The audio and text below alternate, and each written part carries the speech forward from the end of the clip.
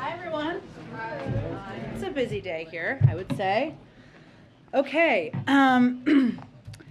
Today, as you all know, we announced new actions to cut healthcare costs through the Affordable Care Act. Thanks to President Obama and President Biden, America is more covered than before and well on its way to finally treating healthcare as a right and not a privilege. Thanks to the steadfast leadership, America is better off of both of them than it was 12 years ago. Through today's proposed rule to fix the family glitch, we'll expand access to 200,000 uninsured Americans and reduce costs for nearly 1 million Americans. This is no small feat. This will make for the most significant administrative action to improve implementation of the Affordable Care Act since its enactment. Outside experts have said this action is the boldest thing we can do to expand coverage without congressional action. Already nearly 6 million Americans have gotten access to affordable health care through President Biden's work to expand access to health care.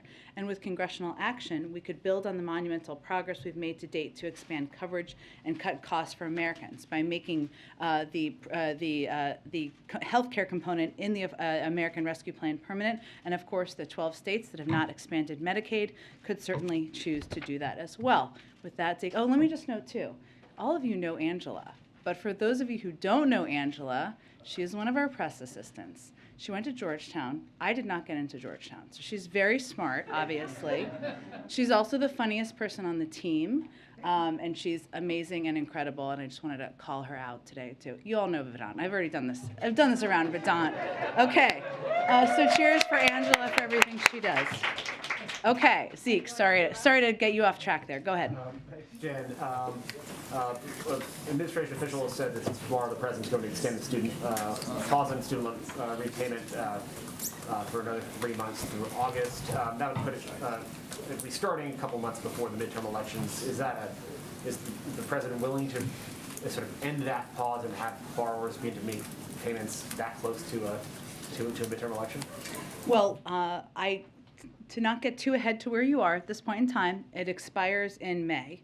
Obviously, we'll have a formal announcement to make before that timeline. I don't have anything to preview at this point in time. Obviously, we look at and assess what the needs are for the people who are impacted by the payment of student loans as we make these assessments. I would note that no one has been required to pay a single dime of federal student loans since the president took office. And of course, the Department of Education will continue to communicate directly with borrowers about federal student loan repayment and servicers as we make this final decision. On a different topic, we've heard a lot from the administration about the lack of international COVID relief funding for vaccinations. Does the president believe that without this money, he can meet his pledges to the world with global vaccine sharing? And does he have to recalibrate now that Congress seems unwilling to provide the necessary funding to get there?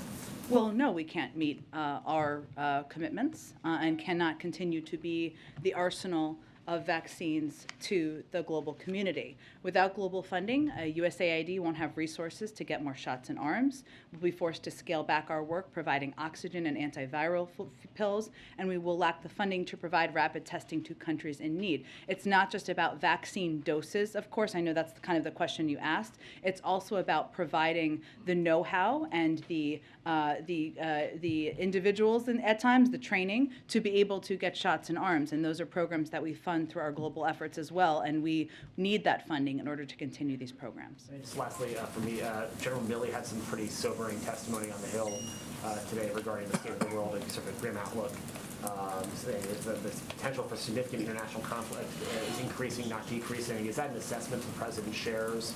And is that sort of the assessment of the U.S. government that sort of the state of the world right now is darker than it was when the president took office? Well, certainly the General Milley speaks for the assessment of the U.S. military, and I think that's what he was testifying on, and he speaks on behalf of the administration. Go ahead.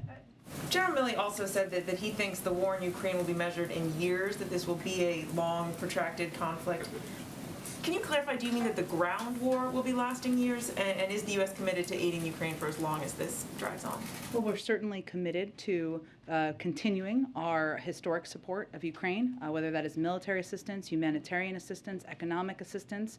Without further parsing General Milley's words, and certainly I would point you to the Department of Defense and to him directly, I think we also understand that the recovery from this war, the rebuilding in Ukraine, people who have lost their homes, communities that have been destroyed, is going to take some time, and the United States will certainly continue to be a part of that. And President Zelensky today effectively asked, what's the point of the UN Security Council if they can't find a way to hold Russia accountable given Russia's veto power? He suggested the council was powerless and outdated.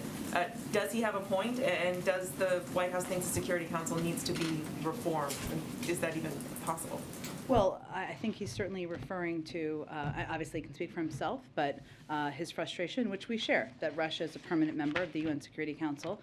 We don't see that changing. And so what our objective is at this point in time is on a couple of fronts. One is to continue to provide a range of security assistance to Ukraine, directly to Ukraine, to the military that is serving boldly and bravely on their behalf. I can provide you a little bit of an update on that, in addition to the deliveries of the $200 million package announced on March 12th, which are almost complete, deliveries of the $800 million package that the President announced on March 16th are actively occurring, and obviously the Department of Defense has also announced a range of equipment that is being provided. I'd also note that there are a range of mechanisms as it relates to accountability, and that relates to the President's strong statements about his view and belief that Russia and President Putin are guilty of war crimes and obviously the atrocities that have taken place. And they are not necessarily through the UN mechanisms. And there are obviously challenges to that given Russia is a permanent member. But there are ample examples in the past of other international bodies, and we will continue to support those efforts as well. I just want more. The sanctions that are coming tomorrow, being announced by the U.S. and European partners, are expected to in part target Russian government officials and their family members. Is this also expected to include Putin's daughters? I don't have more specifics to detail or preview for you at this point in time. It is expected, or you can expect, I should say, as many of you have reported, that they will target Russian government officials, their family members, Russian-owned financial institutions, also state-owned enterprises. It's a part of the continuation of our efforts to put consequences in place, hold Russian officials accountable. And again, those announcements will be made tomorrow. Go ahead. Thanks, Jen. Secretary of State Blinken earlier today said that the killings in Bucha are not a random act by a rogue unit, but that it is a deliberate campaign by Russia to commit these atrocities. But he did not offer any evidence the U.S. has to back up this claim. I'm wondering if the White House can share any evidence to that effect. Well, I think what the Secretary was referring to is the fact that we have predicted and laid out very clearly the intention of President Putin and the Russian military to commit atrocities. That's what they have done. We have seen with our own eyes what they have done. That is consistent with, but a little different from a question about a process, which is a process that would take place through an international mechanism to have a review or have an investigation into war crimes. That is a process that we would certainly be supporting in a range of ways. But what he was speaking to is the fact that we had predicted it. What we predicted has unfortunately happened, and we've only seen potentially the tip of the iceberg because of where we have had access to. We have not have access to an expanse of the country where they have likely also committed atrocities. Thank you. And one quickly on sanctions. We've sort of increasingly seen evidence that Russia is turning to China to circumvent Western sanctions. We just had a report that Reuters did today about Russia turning to China for microchips. They have a payment card that they have now issued in conjunction with China's UnionPay, which is an alternative payment system, as you're aware. And I'm wondering if what is going to be announced tomorrow will have anything to do with making China comply with Western sanctions. I mean, if you can speak to that. That continues to be not just our expectation, but what we've conveyed directly, but these sanctions are related to Russia. Go ahead. First, on sanctions, last night the Treasury Department shifted their general licenses a little bit in terms of payments from foreign reserves in U.S. institutions. Is it fair to say that the goal right now is to have a sovereign default with Russia in terms of how you want to impose costs? The goal is to force them to make a choice. So Russia does not have unlimited resources, especially now, given the crippling sanctions we've put in place. And they are going to be forced to choose between draining remaining valuable dollar reserves or new revenue coming in or default. Part of our objective here, the biggest part of our objective here, is to deplete the resources that Putin has to continue his war against Ukraine, and obviously causing more uncertainty, and challenges to their financial system is a part of that, but it is forcing them to choose those options and to also deplete the resources, making it more difficult for him to continue to fight the war. Longer term, Jake yesterday said something along the lines of this is not the time for complacency. I understand the alliance that's been put together over the last 6 months doesn't have a lot of precedent, but how real is the concern that if this is protracted, if this is months, not weeks, that fractures could end up coming to pass in the alliance you guys have put together? We have been very clear-eyed about that possibility from the beginning, which is why there has been so much effort on the diplomatic front to work at it, including obviously the president's trip to Europe. Secretary Blinken is on his way, or maybe he's there now in Europe. There are calls that happen every single day through nearly every national security official to continue to work towards that coordinated unity that has been so effective to date. It is also true, though, that unity does not mean identical. And as we're looking at the consequences people are putting in place, the actions they're taking, our expectation is not that it is identical. It is just our effort to do everything we can to make sure it's coordinated and as unified as it possibly can be. And then last one real quick. I think you addressed it yesterday, so I apologize. But when you talk about the bridge from the SPR perspective, is it a bridge to, you believe the domestic industry will be able to fill that gap within the next 6 months? Or is it a bridge to domestic plus Canada plus the Middle East? How are you guys seeing what that is a bridge to in terms of production?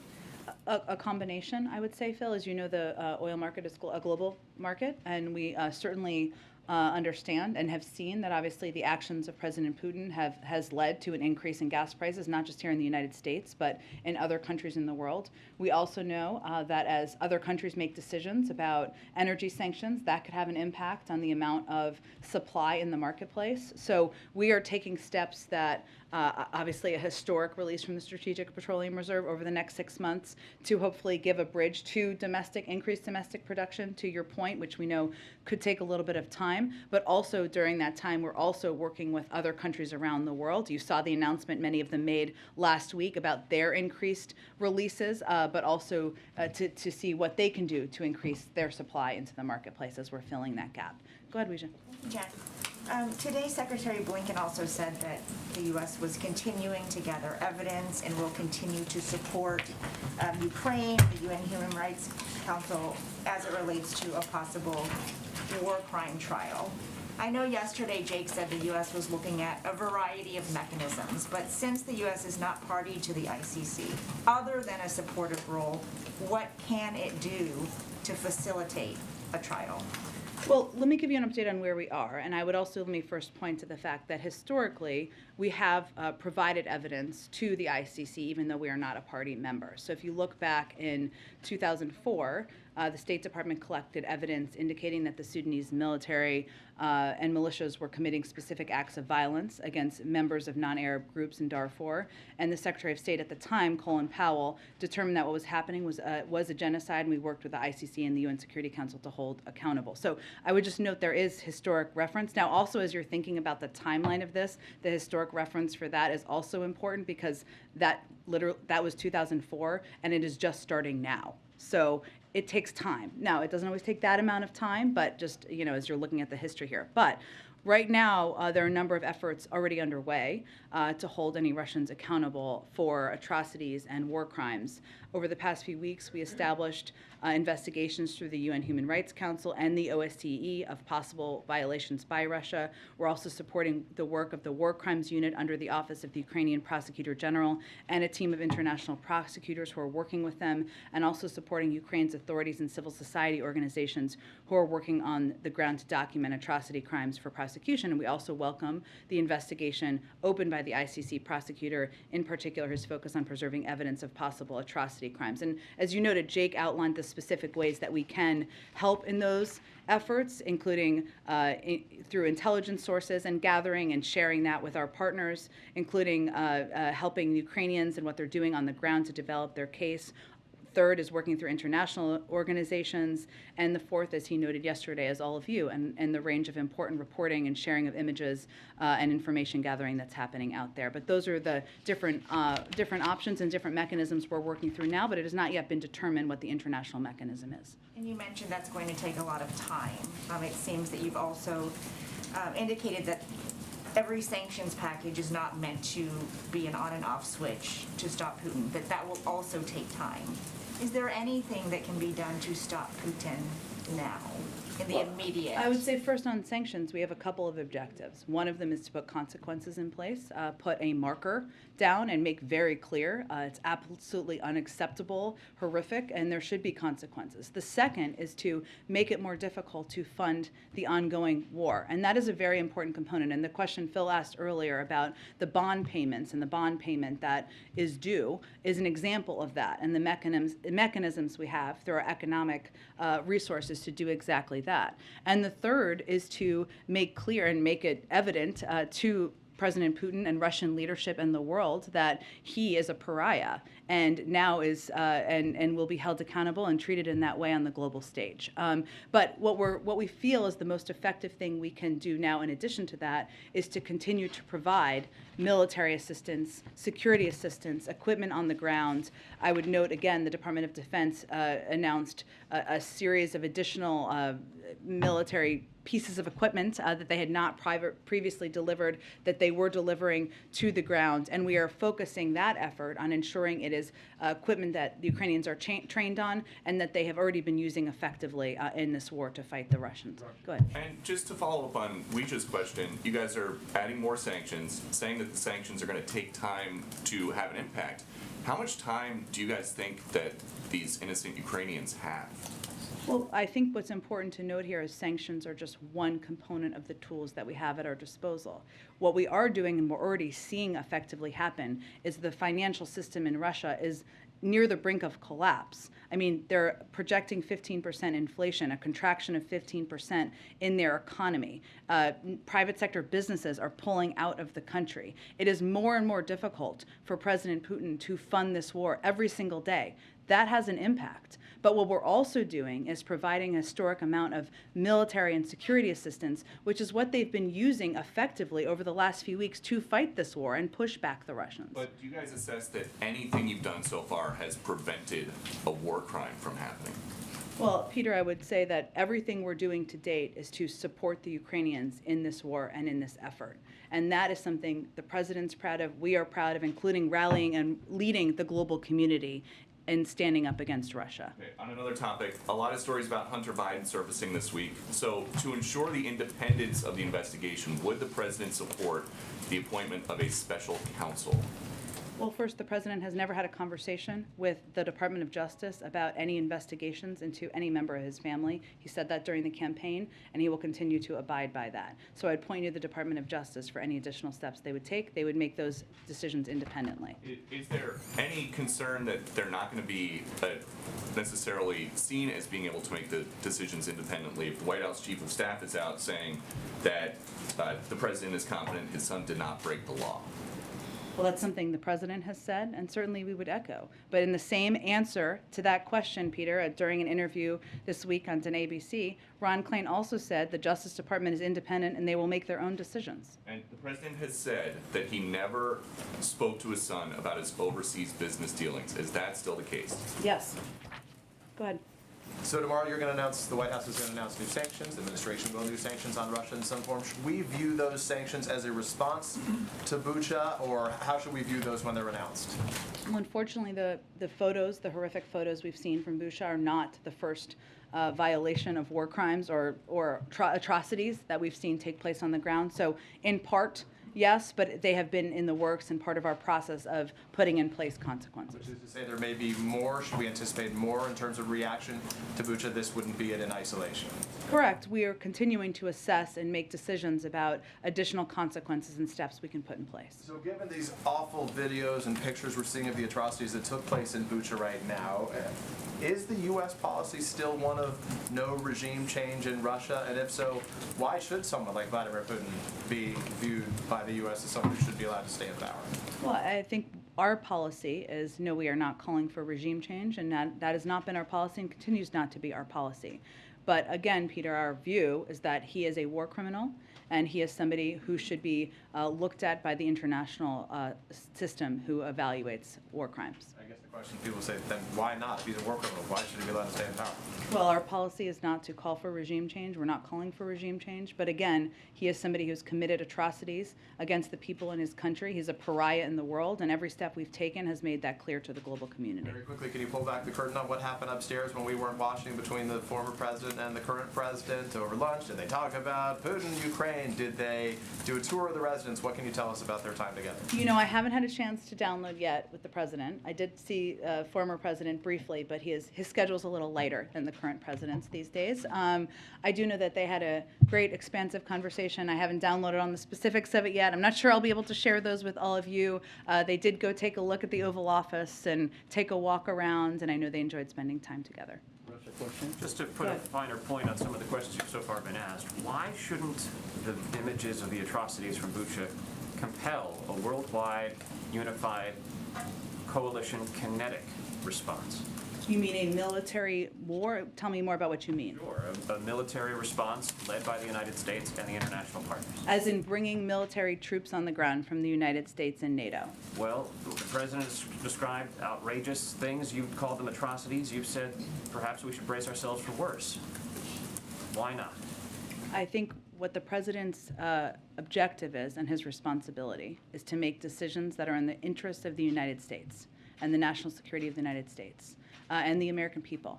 And that is not to go to war with Russia. It is to do everything in our power to hold them accountable, to support efforts through international systems to do exactly that, and to provide military assistance, security assistance, and support to the Ukrainian people and the Ukrainian government. That's exactly what we're doing. But it is not in our interests or in the interest of the American people for us to be in a war with Russia. Go ahead. To follow up on Phil's question on the Russian sovereign debt, does the White House have any sense of timing on when Russia might default?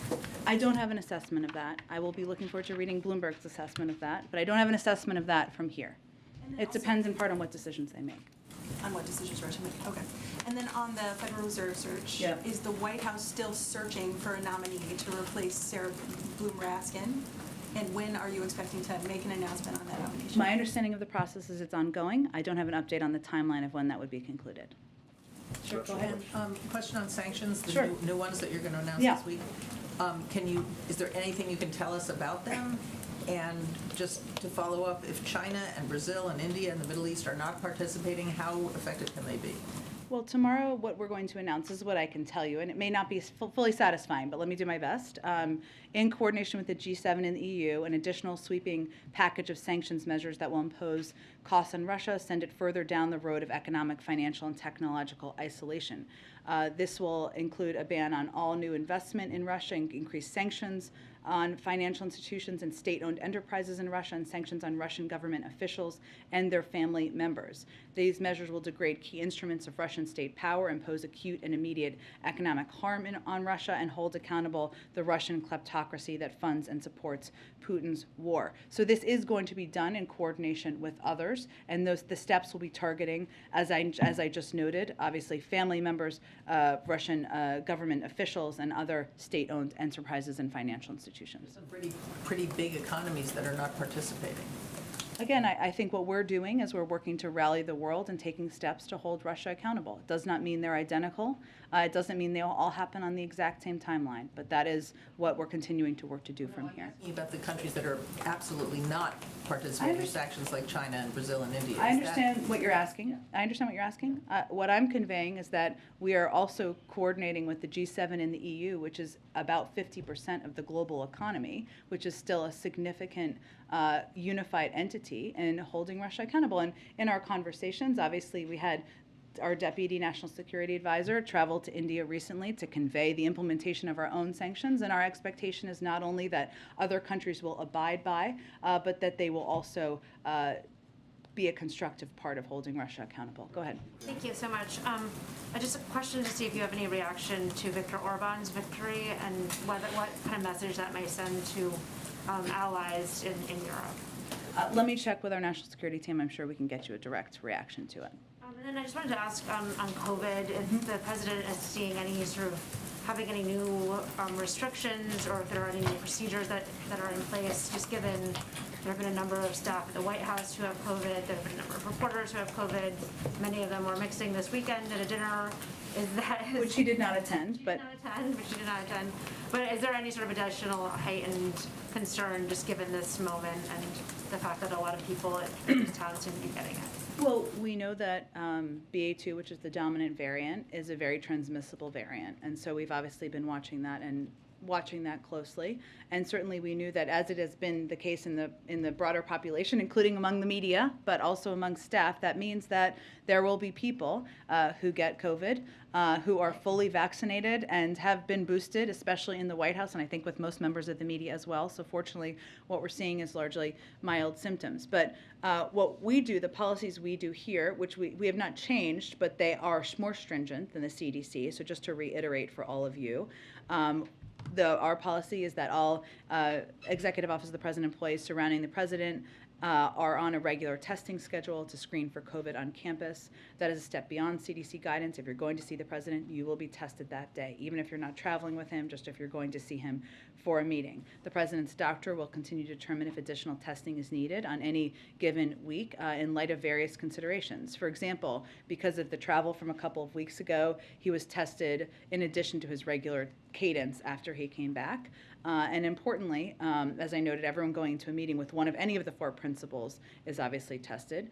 In addition, for those employees who test positive, and I can confirm this 2 times over, they are required to isolate in alignment with CDC guidance, must test negative before returning to work. That's a step beyond what CDC recommends. And if they test negative under 10 days, they are required to wear a mask for that period of time as well. And meetings with the President are often socially distanced in many circumstances as an additional precaution, even as people are tested. So there are a range of steps. My point is, I'm sorry, that was a lot of a list, but is that we take a range of steps. We have been taking a range of steps that are meant to put an extra layer on in protecting the 4 principles, and given it is the White House. Is there any thought to having the President take any medication prophylactically in case that he is in contact with somebody with COVID? Not that I'm aware of. I don't even know what that would be, but not that I am aware of.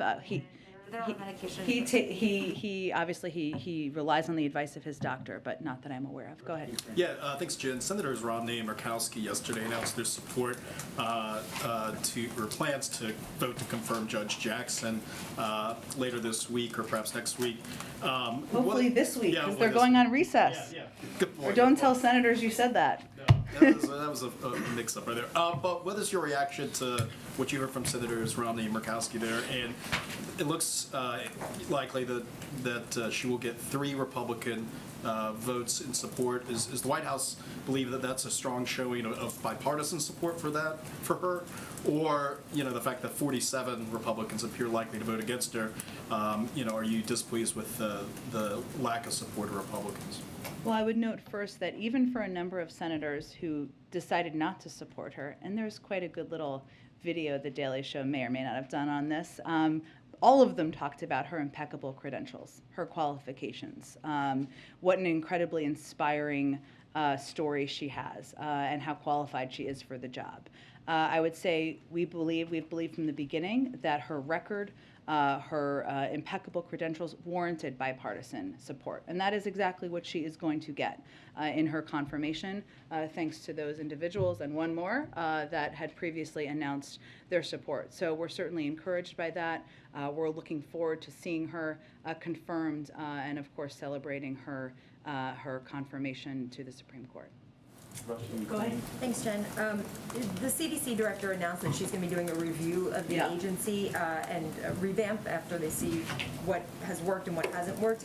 Is there something specific that the CDC has been doing wrong or some area where it's been falling short that's prompted this need to have such an intense review right now? Sure. Well, let me first say this is a CDC-driven decision, and they'd have more specifics. But what I would say is that if you look back to the last year plus, never in its 75-year history has the CDC had to make decisions so quickly based on limited real-time and evolving science.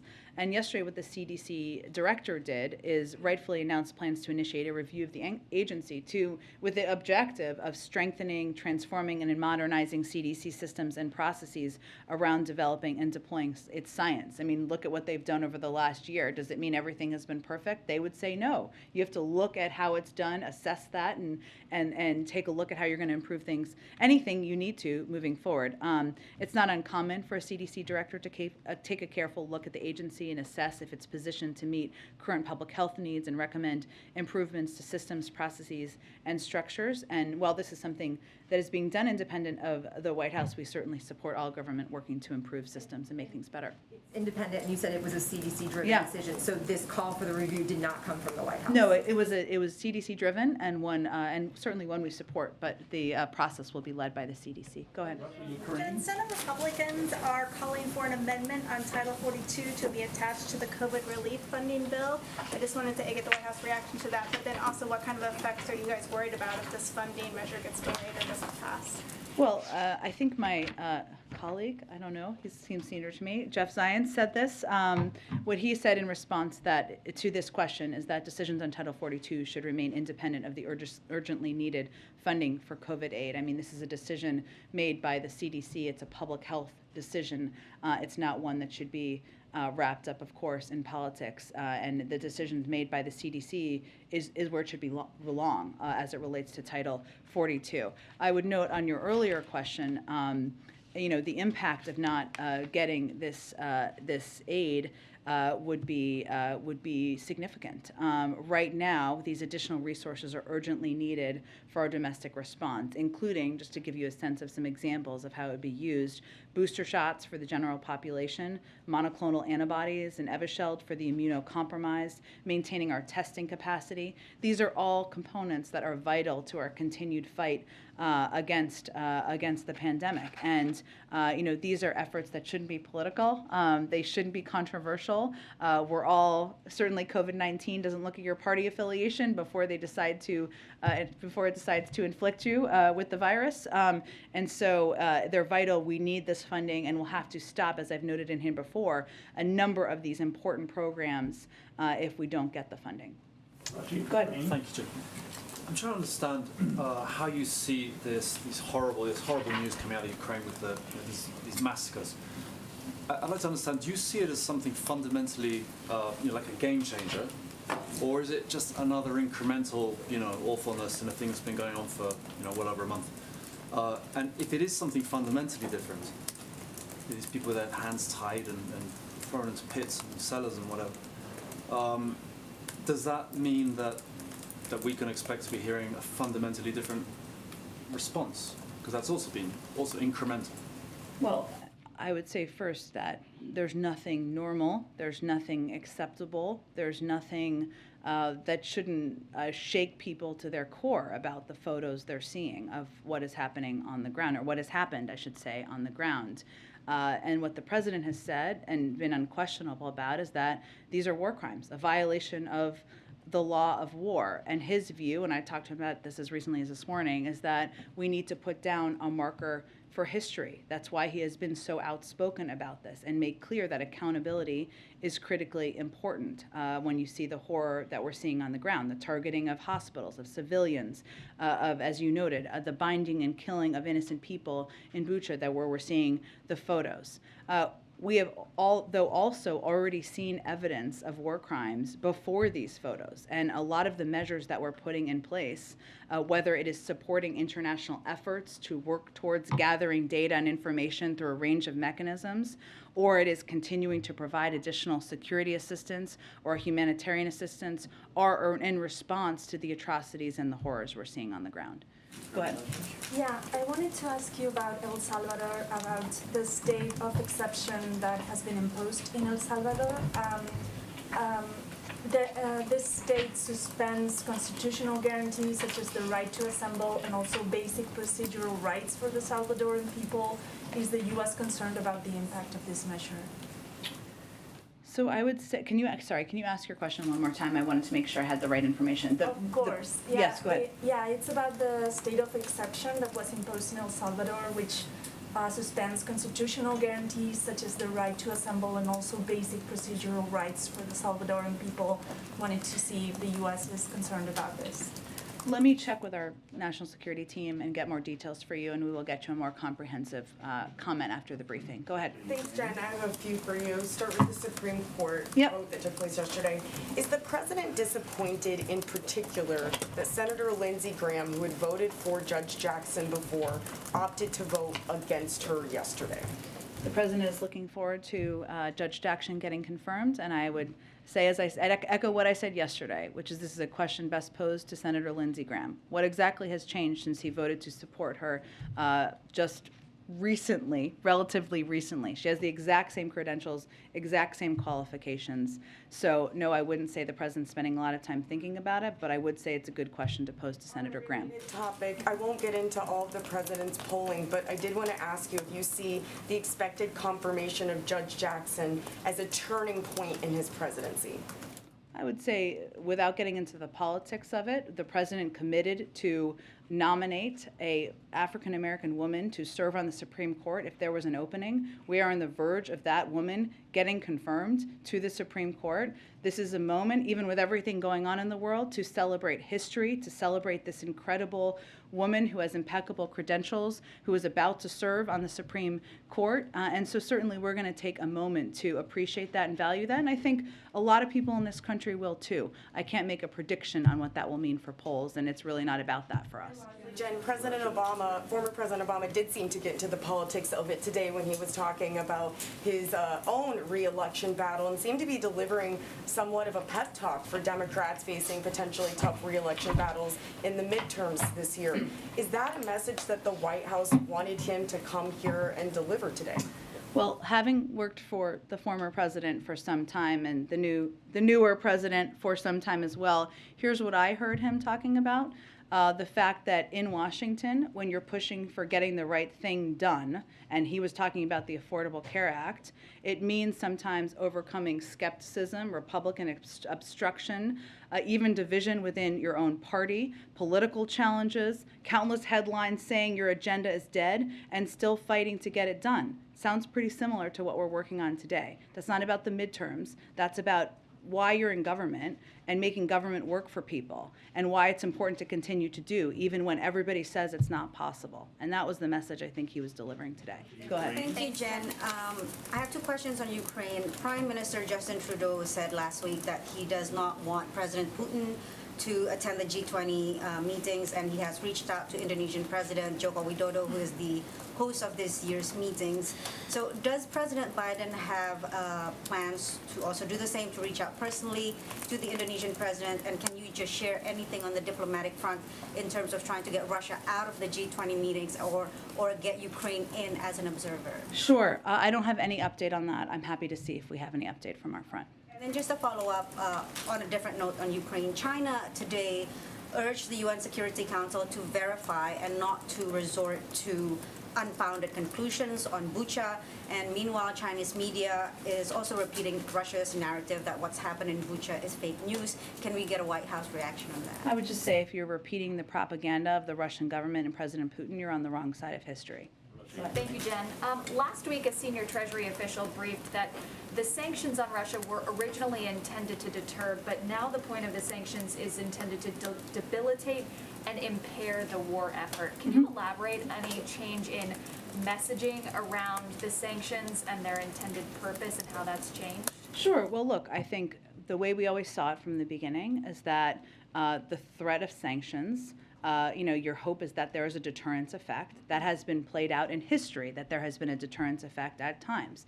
That is not a sure thing or 100%. But if it reduces or if it makes a leader potentially think about what horrific actions they're going to take, then they're worth that threat of sanctions. Never has it been the case that the putting sanctions in place is effective deterrent. The threat of them has been an effective deterrent.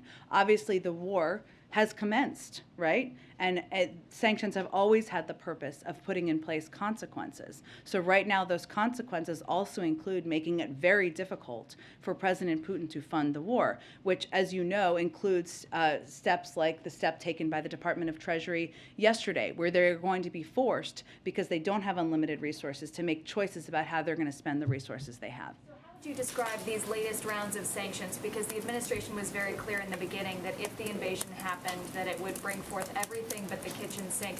So the sanctions that we're seeing rolled out now, how would you describe them? Are they simply incremental at this point? Well, they've all been building on each other. The Russian economy is on the brink of collapse. The inflation is skyrocketing at 15%. The detraction or the constriction of the economy there is also projecting to decrease by 15%. Private sector businesses are not investing in Russia, and President Putin is a pariah. This has all been the result of a coordinated global effort to put in place economic and financial consequences that are having an incredible effect. In addition, we have made it much more difficult because of export controls and other limitations on the type of materials that President Putin and the Russians can purchase to build the technological systems and capacities to fight wars in addition to funding wars. And those are all components that have been the result of the efforts to date. Go ahead.